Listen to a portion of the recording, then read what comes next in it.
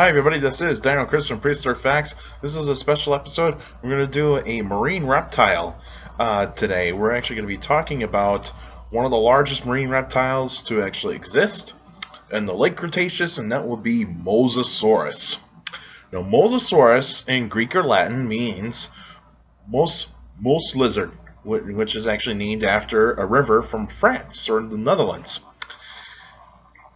And fossils have been found fossils of Mosasaurus. There's different kinds of species of Mosasaurus. Most of them are actually found all over some of the almost every single ocean in the world at that point in time.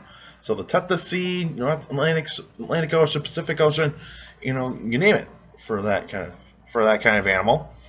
Lived in the late Cretaceous 65 to 70 million years ago. Its size can be 50 to 55 feet long and would actually be 15 tons, so 30,000 pounds. That's heavier. That's pretty much twice the weight of a large African elephant, which is actually pretty remarkable. And the diet of Mosasaurus consisted of fish, some squids, and shellfish, and they would possibly also eat some other marine reptiles. And so Mosasaurus characteristics is basically a long, slender body, basically, and its common relatives today are actually basically monitor lizards and snakes. So if you look at a Komodo dragon and compare it to a Mosasaurus and any type of mosasaur, you're actually looking at a close cousin. And so pretty much these two animals are very, very similar in terms of their body plans. Skulls are nearly similar, except that the body plan of a Mosasaurus is designed to actually be in the ocean. And so they got flippers for limbs, and they got a really long paddle-like tail. And so this tail would have almost like a shark fin at the end of this tail. And so this fluke would actually be vertical instead of actually horizontal, like you would see in mammalian aquatic animals. And so mosasaurs kind of have these kinds of teeth right here, conical teeth, that are designed to grab and hang on. So what this jaw here is from a mosasaur. It was probably found in Africa, probably close to a 30-footer based on this size of a jaw here. This is close to 2 feet in length, and so this is actually but you see the other part of the jaw here is missing.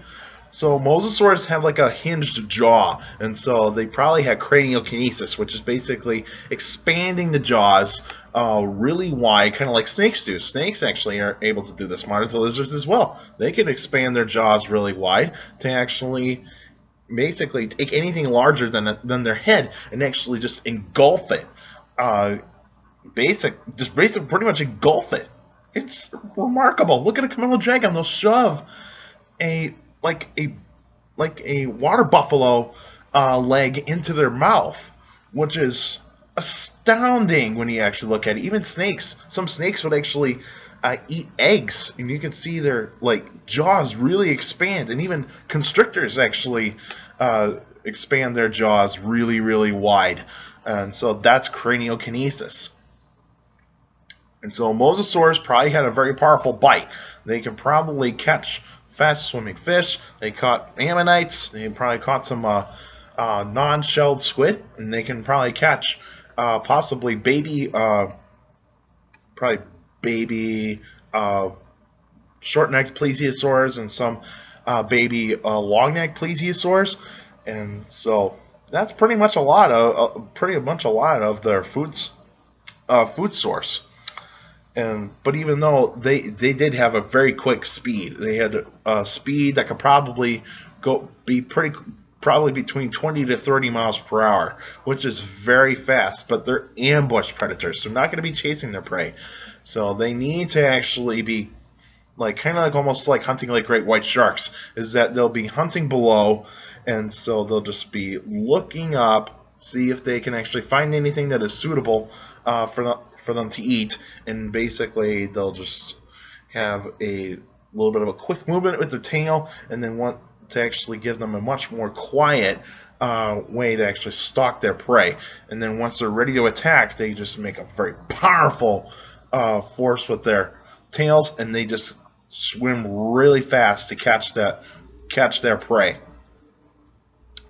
And mosasaurs are very well known in terms of pop culture. A lot of people have seen Jurassic World, and you actually see giant mosasaur coming up from the tank, kind of like you see killer whales at SeaWorld. But the thing is that most mosasaurs probably did not get that big. They probably did not get that much of a size of, say, 60 feet. But even though mosasaurs could actually possibly get to that length if it needed to, but even though mosasaurs did have a forked tongue like snakes and marmots lizards to smell the water. Their eyes are kind of large, so they would actually be able to see in low light and total darkness, so they would actually be hunting at dawn, dusk. Some of them could actually be hunting at night. And so that would actually be mostly their hunting style. They got pits on their snouts, so basically nerve endings to basically feel vibrations in the water. So pretty much if there's like a fish or a squid that is swimming probably maybe like 10 feet away from their head, they're actually going to be able to pick it up and try to catch it. And mosasaurs are solitary hunters, and so they did not get along with each other. So they actually did fight each other, and they're very territorial. And so that's why we find a lot of mosasaurs that have bite marks from other mosasaurs. And so they actually just pretty much just knock the snot out of each other when it comes to territorial disputes and even over food. And so, but mostly territorial. So they're going to be very territorial, and they would kill each other. Basically, they would kill each other, not eat them. It's not for food. It's basically competition. Is pretty much once you get your competitor out, you can actually have your territory, and you can actually have the food that you need. And some mosasaur deaths are pretty gruesome.